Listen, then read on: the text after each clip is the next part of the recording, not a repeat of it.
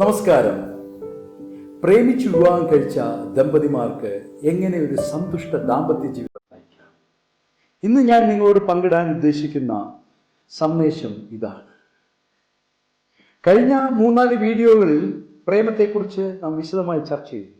പല എത്തിക്സ് വേണം, പ്രേമിക്കുമ്പോൾ മാതാപിതാക്കൾ എന്ത് ചെയ്യണം, പ്രേമിക്കുന്നവരെന്ത് ചെയ്യണം, ഇതൊക്കെ പറഞ്ഞു. എന്നാൽ പ്രേമിച്ച് വിവാഹം കഴിച്ച ദമ്പതിമാർ എന്താണ് തങ്ങളുടെ ഇഷ്ടം അതുപോലെ നിലനിർത്താൻ ചെയ്യേണ്ടത്? ഭൂരിപക്ഷം പേരും ജീവിതത്തിൽ തിരക്കുകൾ വരുമ്പോൾ പഴയ സ്നേഹം മറക്കും. നാം പ്രേമിക്കുമ്പോൾ നാം ആദ്യമായി കണ്ട നമ്മുടെ പ്രിയതമയെ അല്ലെ പ്രിയതമനെ, അന്ന് അവൾ കാമുകിയായിരിക്കാം, കാമുകനായിരിക്കാം. അന്ന് കാണുന്ന കാഴ്ചയ്ക്ക് ഒത്തിരി നിറങ്ങളുണ്ട്. എന്നാൽ ഇന്ന് അത്ര നിറങ്ങൾ കാണണമെന്നില്ല. ജീവിത സാഹചര്യങ്ങൾ മാറുന്നതിൻ്റെ ആയിരിക്കാം, ചിലപ്പോൾ തിരക്കുകൾ കൊണ്ടായിരിക്കാം. എന്നാൽ അങ്ങനെയാണോ വേണ്ടത്? പ്രേമിച്ച് വിവാഹം കഴിക്കുന്ന ദമ്പതിമാർക്ക് സമൂഹത്തിനോടൊരു ഉത്തരവാദിത്വം. കാരണം നിങ്ങളെ സ്വയം ഇഷ്ടപ്പെട്ട് നിങ്ങൾ തന്നെ നിങ്ങളെ തിരഞ്ഞെടുത്ത് നിങ്ങളുടെ ജീവിതം തീരുമാനിച്ചില്ല. ആ ജീവിതം ലോകത്തിന് മുമ്പിൽ വിജയിപ്പിച്ച് കാണിക്കേണ്ടത് നിങ്ങളുടെ ധർമ്മമാണ്. അത് നിങ്ങൾ പാലിച്ചേ പറ്റൂ. കാരണം വളരെയധികം പേര് നിങ്ങളെ നോക്കിക്കൊണ്ടിരിക്കുകയാണ്. നിങ്ങളുടെ കുറവുകൾ, കുറ്റങ്ങൾ ഏത് നിമിഷവും ആ ചിന്ത നിങ്ങളുടെ ഉള്ളിൽ.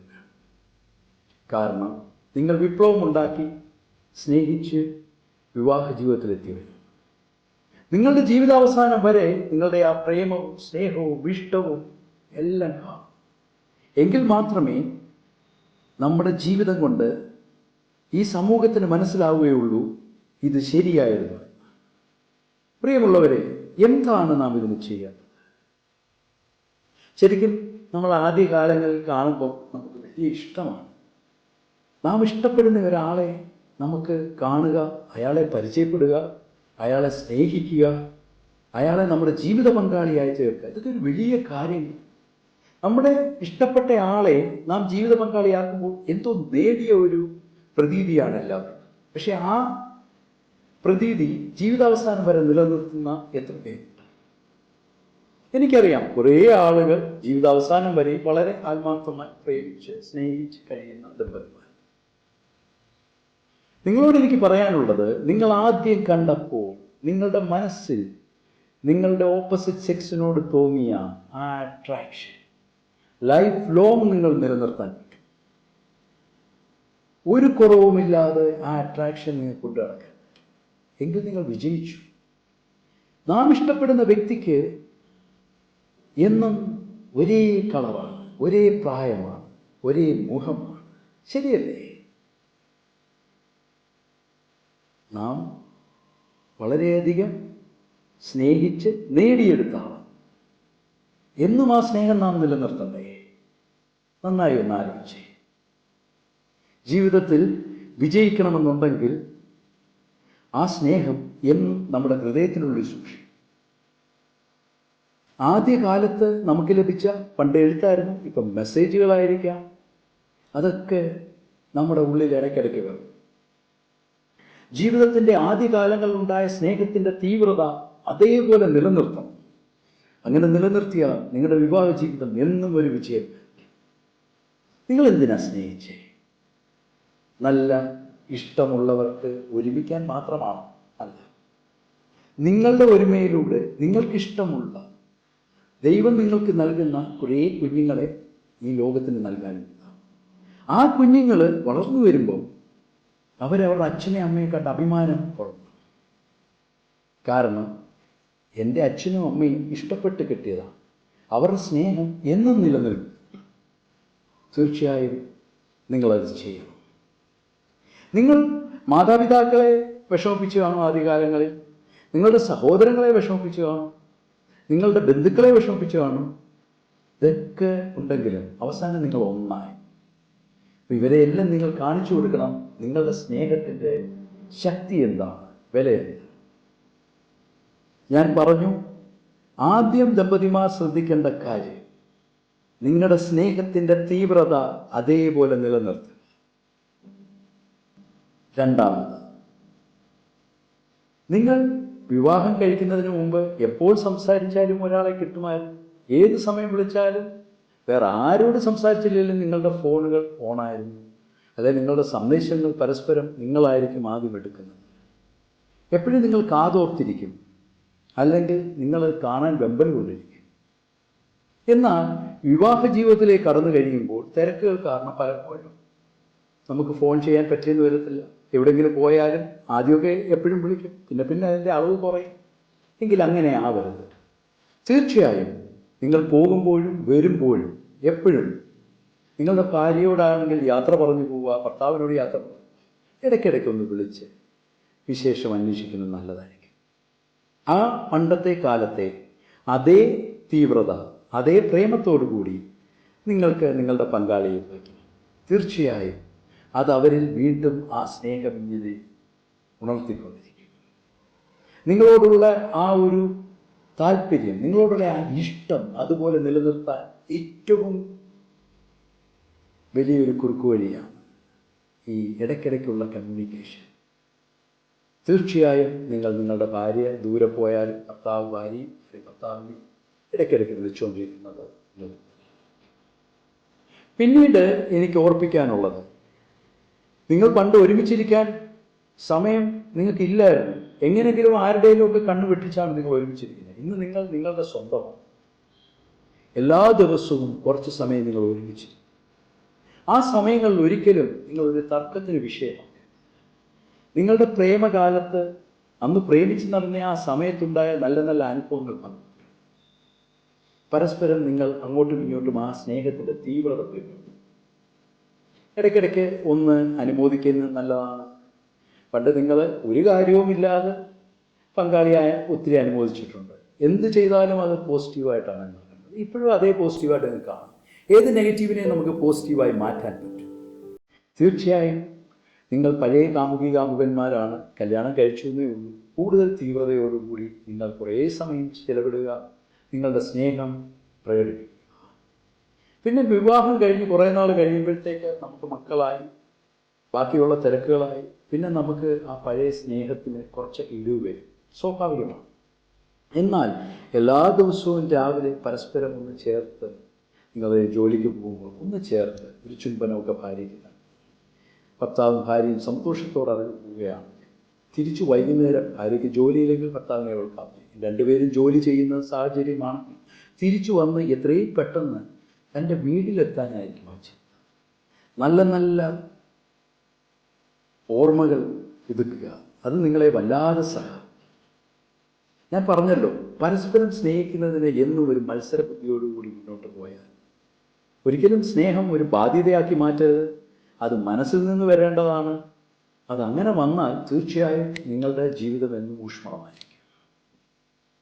പിന്നീടുള്ള ഒരു പ്രധാനപ്പെട്ട കാര്യം, നിങ്ങളുടെ പരസ്പരം ചില അഭിപ്രായ വ്യത്യാസങ്ങളുണ്ടാകും. അത് പണ്ടും ഉണ്ടായിട്ടുണ്ട്. പക്ഷെ ഇപ്പോൾ ഉണ്ടാകുമ്പോൾ എൻ്റെ സ്വന്തമല്ലേ എങ്കിൽ പിന്നെ ഇങ്ങനെ പറഞ്ഞുകൂടി, കാര്യം നിങ്ങളുടെ സ്വന്തമായി കഴിഞ്ഞു. അപ്പോൾ ഒരു അവകാശം, പലപ്പോഴും അഭിപ്രായ സ്വാതന്ത്ര്യത്തിന് അവസരമില്ലാതെ. എന്നാൽ അങ്ങനെയല്ല. നിങ്ങൾ തീർച്ചയായിട്ടും നിങ്ങളുടെ പങ്കാളിയുടെ അഭിപ്രായം മാനിക്കണം. പരസ്പര ബഹുമാനത്തോടുകൂടി മാനിക്കണം. ചില കാര്യങ്ങൾ നിങ്ങൾക്കറിയാത്തത് നിങ്ങളുടെ വൈഫിനോ അല്ലെ ഹസ്ബൻഡിനോ അറിയാമായിരിക്കും. തീർച്ചയായും അത് ആ കമ്മ്യൂണിക്കേഷൻ്റെ ഇത് വളരെയധികം നിങ്ങളെ ഹെൽപ്പ് ചെയ്യും. തീർച്ചയായും റെസ്പെക്റ്റ് ചെയ്യണം. പരസ്പരം നിങ്ങൾ അങ്ങോട്ടും ഇങ്ങോട്ടും റെസ്പെക്റ്റ് ചെയ്യുമ്പോൾ തന്നെ നിങ്ങളുടെ ബന്ധത്തിൽ വലിയ ഇടിവുകൾ വരുന്നത്. ഈഗോസിനെ മാറ്റി നിർത്തുക. എന്തിനാണ് നമുക്ക് ഈഗോ? പ്രേമിച്ച കാലത്ത് നമുക്ക് ഈഗോ വല്ലതും ഉണ്ട്? ഒന്നുമില്ല. അതുപോലെ കല്യാണം കഴിച്ചു കഴിഞ്ഞാൽ ഈഗോസിനെയൊക്കെ മാറ്റി നിർത്തുക. പിന്നെ നമ്മുടെ മക്കൾ കാണുക, തീർച്ചയായും നമ്മുടെ ആ സ്നേഹം നമ്മൾ കാണിച്ചു കൊടുക്കണം. നേരത്തെ ഒരു വീഡിയോ ഞാൻ പറഞ്ഞതിൻ്റെ നമ്മുടെ കുഞ്ഞുങ്ങൾ കാണണം നമ്മുടെ ആ സ്നേഹം. എൻ്റെ അച്ഛനും അമ്മയും നല്ല സ്നേഹത്തോടാണ്. നാളെ എൻ്റെ ജീവിതത്തിലും എനിക്ക് സ്നേഹമുള്ള ആളെ വേണം, എനിക്കും സ്നേഹിക്കണം. സ്നേഹത്തിനെ പറ്റിയുള്ള ഒരു ധാരണ ആ കുഞ്ഞുങ്ങൾക്ക് ചെറുപ്പം മുതൽ. സ്നേഹം നല്ലതാണ്, ഒരു സംശയവും. പിന്നെ വേണ്ടത് എന്താണ്? ജീവിതത്തിൽ നമുക്ക് പല സാമ്പത്തിക ബുദ്ധിമുട്ടുകൾ വരാം, പ്രയാസങ്ങൾ വരാം, പ്രതിസന്ധികൾ. നിങ്ങൾ പ്രയാസങ്ങളും പ്രതിസന്ധികളും വരുമ്പോൾ നിങ്ങൾ വിഷമിച്ച് പരസ്പരം കുറ്റപ്പെടുത്തുന്നതിന് പകരം നിങ്ങൾ ഒരുമിക്കാൻ വേണ്ടി ജീവിതത്തിൽ എന്തൊക്കെ പ്രതിസന്ധികൾ തരണം ചെയ്തിട്ടുണ്ട്? അത്രയ്ക്ക് ശക്തിയുള്ളതാണോ ഈ പ്രതിസന്ധി? നിങ്ങൾ വിചാരിച്ചാൽ മാറ്റാൻ പറ്റാത്ത എന്തെങ്കിലും പ്രതിസന്ധിയുണ്ടോ? നിങ്ങൾ ഒരുമിക്കാൻ വേണ്ടി എടുത്ത അതേ തീവ്രതയോടുകൂടി ഒരുമിച്ച് ആ പ്രതിസന്ധികളെ നേരിടുക. പ്രധാനമായിട്ടും എൻ്റെ പ്രിയപ്പെട്ട കൂട്ടുകാരോട് എനിക്കൊരു കാര്യം പറയാനുള്ളത്, ഏത് വിശ്വാസമായാലും ഈശ്വരവിശ്വാസം കുടുംബ ബന്ധങ്ങളെ ഒത്തിരി ശക്തിപ്പെടുത്തും. എല്ലാ ദിവസവും വൈകിട്ട് നാമം ജപിച്ചാൽ, അല്ലെങ്കിൽ പ്രാർത്ഥിച്ചാൽ, അല്ലെങ്കിൽ ചുവ ചൊല്ലിയാൽ, ഇതൊക്കെ നിങ്ങളുടെ കുടുംബ ബന്ധങ്ങളെ കൂടുതൽ ശക്തിപ്പെടുത്തും. അത് കണ്ടു വളരുന്ന കുഞ്ഞുങ്ങൾക്കും വളരെ സന്തോഷമായിരിക്കും. തീർച്ചയായും ഈശ്വരനാണ് നിങ്ങളെ ഒരുമിപ്പിച്ചത്. ആ ഈശ്വരനോട് എന്നും നന്ദിയോടും. പിന്നെ വേറൊരു കാര്യം പ്രിയപ്പെട്ടവരെ എനിക്ക് പറയാനുള്ളത്, നിങ്ങളുടെ കല്യാണം നടക്കാൻ വേണ്ടി നിങ്ങൾക്ക് വേണ്ടി പ്രവർത്തിച്ച കുറേ കൂട്ടുകാരാണ്. അന്ന് നിങ്ങളുടെ കൂടെ നിങ്ങളുടെ ബന്ധുക്കളോ മറ്റാരുമില്ല. അന്ന് ആ സുഹൃത്തുക്കൾ മാത്രമേ ഉള്ളായിരുന്നു നിങ്ങൾക്ക് താങ്ങാൻ. എന്നാൽ പലപ്പോഴും നാം കാണുന്നത് കല്യാണമൊക്കെ കഴിഞ്ഞു, കുറേ നാൾ കഴിയുമ്പോൾ ബന്ധുക്കളും ബാക്കിയുള്ളവരും തിരിച്ചു വരും. പക്ഷെ ഏറ്റവും കൂടുതൽ നിങ്ങൾക്ക് വേണ്ടി നിങ്ങളെ ഒരുമിപ്പിക്കാൻ നിന്ന പലരും നിങ്ങൾക്ക് നകർന്നു. വളരെയധികം വിഷമമുള്ള സംഭവം. നിങ്ങളെ ഒരുമിപ്പിക്കാൻ, നിങ്ങളുടെ സ്നേഹത്തെ ഒരുമിപ്പിക്കാൻ വേണ്ടി നിങ്ങളുടെ കൂടെ ഉണ്ടായിരുന്ന അവരുമായി എന്നും നിങ്ങളൊരു നല്ല ബന്ധം, വല്ലപ്പോഴും അവരെ നിങ്ങളുടെ വീട്ടിലേക്ക് വിളിച്ചു വരുത്തി ഒരു റീയൂണിയൻ, ഒരു ഗ്യാതറിംഗ് വേണം. തീർച്ചയായും അപ്പോൾ നിങ്ങൾക്ക് മനസ്സിലാവും നിങ്ങളുടെ പ്രേമത്തിൻ്റെ ആ ശക്തി എന്താണ്, അതിൻ്റെ അടിത്തറ എന്താണ്. അതുമാത്രമല്ല, നിങ്ങളെ സഹായിച്ചവരുടെ ഒരു പ്രാർത്ഥന എന്നും നിങ്ങൾക്കുണ്ടാവും. ഇത് പ്രത്യേകം ശ്രദ്ധിക്കേണ്ടതാണ്. നമ്മുടെ തിരക്കുള്ള ജീവിതത്തിൽ നാം ഏറ്റവും കൂടുതൽ മറന്നു പോകുന്ന ഒരു കാര്യമാണ്, നമ്മോടൊപ്പം പണ്ടുണ്ടായിരുന്ന പലരെയും നാം മറന്നു. പിന്നെ പരസ്പര വിശ്വാസം ഒരു പ്രധാന ഘടകമാണ്. സ്നേഹിച്ചപ്പോൾ നമുക്കൊരു വിശ്വാസം ഉണ്ടായിരുന്നു, അതുകൊണ്ടാണ് നാം ഒരുമിച്ചത്. കല്യാണം കഴിച്ചു കഴിഞ്ഞ് ഈ ആവശ്യമില്ലാത്ത അനാവശ്യമായ ചില സംശയങ്ങൾ ജീവിത ബന്ധങ്ങളെ ഒത്തിരി തകർക്കുന്നതായി കണ്ടിട്ടുണ്ട്. നിങ്ങൾ രണ്ടുപേരും നിങ്ങളെ ഇഷ്ടമുള്ളത് കൊണ്ടാണ് ഒരുമിച്ചത്. നിങ്ങളെക്കാൾ മനോഹരമായ ആരെയും നിങ്ങൾ കണ്ടിട്ടില്ല, നിങ്ങളെക്കാൾ സുന്ദര സുന്ദരിയായ ആരെയും നിങ്ങൾ കണ്ടിട്ടില്ല, അതുകൊണ്ടാണ് നിങ്ങൾ ഒരുമിച്ചത്. പിന്നെന്തിനാ നിങ്ങൾക്ക് സംശയങ്ങൾ വരാതിരിക്കണമെങ്കിൽ ബന്ധങ്ങൾ ശക്തിയുള്ളതായിരിക്കും, ദൃഢതയുള്ളതായിരിക്കും. തീർച്ചയായും പരസ്പര വിശ്വാസം എല്ലാ വിവാഹിതർക്കും പ്രത്യേകിച്ച് ശ്രദ്ധിക്കേണ്ട കാര്യമാണ്. പ്രേമിച്ച് വിവാഹം കഴിക്കുന്നവർ കൂടുതൽ ശ്രദ്ധിക്കേണ്ട കാര്യമാണ് പരസ്പര വിശ്വാസം. നിങ്ങൾ സ്നേഹിച്ചു വിവാഹം കഴിച്ചു. പിന്നീട് എനിക്ക് പറയാനുള്ളത്, നിങ്ങൾ പ്രേമിച്ചു വിവാഹം കഴിച്ച ദമ്പതിമാരാണ്. നിങ്ങളുടെ വിവാഹ ജീവിതത്തിൽ പലരും കൈകടത്താൻ ശ്രമിക്കും. അത് പ്രിയപ്പെട്ടവരായിരിക്കാം, സുഹൃത്തുക്കളായിരിക്കാം, ബന്ധുക്കളായിരിക്കാം, ആരായിരിക്കാം. പക്ഷെ നിങ്ങൾ ഒരിക്കലും അതിൽ പെട്ടു. കാരണം നിങ്ങൾ രണ്ടുപേരുമാണ് ഒരുമിക്കാൻ. നിങ്ങളുടെ സ്വന്തം ഇഷ്ടമാണ് നിങ്ങൾ നടത്തി. അതിലെന്ത് കുറവ് വന്നാലും നിങ്ങളുടെ ബെഡ്റൂമിനകത്ത് കയറും, പുറത്താരെയും അതിൽ ഇടപെടും. അങ്ങനെ ഇടപെടുത്തിയാൽ അവസാനം വല്ല ഡൈവോഴ്സിനോ ഫാമിലി കൗൺസിലിങ്ങിനോ ഇഷ്യൂസിനോ കൊണ്ടുവരും. കണ്ടിട്ടുള്ള അനുഭവത്തിൻ്റെ വെളിച്ചത്തിൽ പറയും. നിങ്ങളുടെ ജീവിതത്തിൽ എന്ത് സംഭവിച്ചാലും അത് നിങ്ങളുടെ ബെഡ്റൂമിൽ ഒരു രാത്രിക്കപ്പുറം നിങ്ങളുടെ പിണക്കം പോകരുത്. ഭാര്യ ഭർത്താക്കന്മാരാകുമ്പോൾ പിണങ്ങും, പക്ഷെ ഒരു രാത്രിക്കപ്പുറം നിങ്ങളുടെ പിണക്കം പോകാൻ പാടില്ല. കാരണം ജീവിതത്തിനെ അത്ര ആഗ്രഹിച്ച് സ്വന്തമാക്കി എന്നും ആ മധുരം നിങ്ങളുടെ ഉള്ളിൽ. വല്ലപ്പോഴും ഒരുമിച്ച് പഴയ റൂട്ട് സിനിമയ്ക്ക് പോവുക. കുട്ടികളൊക്കെ ഉണ്ടെങ്കിലും നമുക്ക് വല്ലപ്പോഴും ഒന്ന് ഒറ്റയ്ക്ക് ഒരു റൈഡ് നടത്തുന്നത് നല്ലതാണ്. തീർച്ചയായും അത് നമ്മുടെ പഴയ ഓർമ്മകളെ പുതുക്കാൻ വളരെ സഹായിക്കും. പഴയ സ്ഥലങ്ങളിലൂടെയൊക്കെ ഇടയ്ക്കിടയ്ക്ക് ഒരു യാത്ര ചെയ്യുക.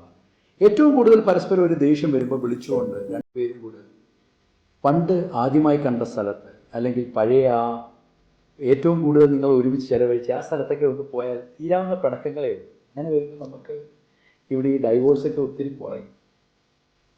നമുക്ക് തന്നെ നമ്മുടെ ജീവിതത്തിലെ ശക്തിപ്പെടുത്താനും പറ്റും, നശിപ്പിക്കാനും പറ്റും.